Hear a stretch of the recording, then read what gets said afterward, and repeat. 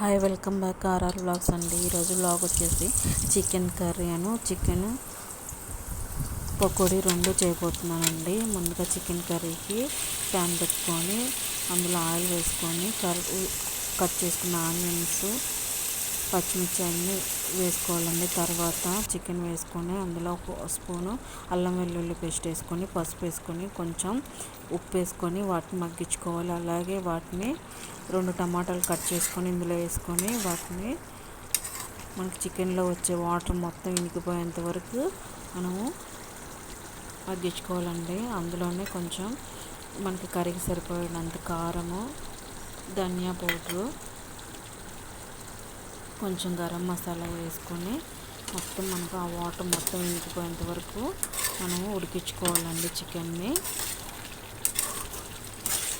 Chicken పులుసులా కాకుండా chicken ఇగురులాగా చేస్తున్నానండి.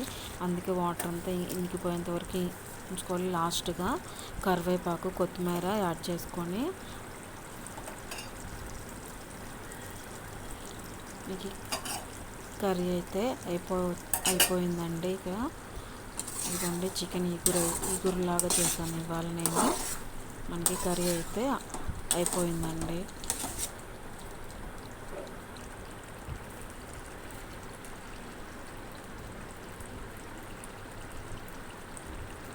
చూడండి, చాలా బాగా వచ్చింది కర్రీ అయితే. ఇప్పుడు చికెన్ పకోడీకి చికెన్ తీసుకుని అందులో కడిగి తీసుకున్న చికెన్ని సాల్ట్, పసుపు,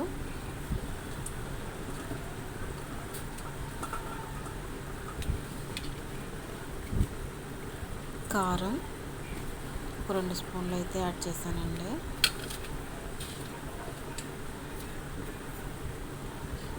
రెండు స్పూన్లు ధనియా పౌడర్ కూడా యాడ్ చేశాను.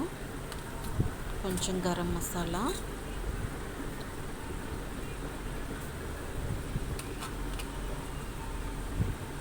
అల్లం వెల్లుల్లి పేస్ట్ 1 స్పూను, ఇంకొంచెం 1.5 స్పూను ఇది కార్న్ఫ్లోర్ కొంచెం శనగపిండి కలిపి ఒక 2 స్పూన్లు అయితే యాడ్ చేశానండి.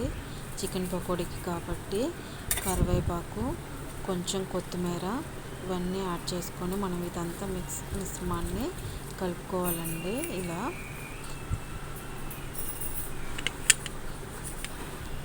ఇప్పుడు ప్యాన్ పెట్టుకొని అందులో ఈ చికెన్ని మనము వేసుకోవడమేనండి. మంచి లైట్ గోల్డెన్ కలర్ వచ్చేంత వరకు మనము చికెన్ని వేసుకోవాలి.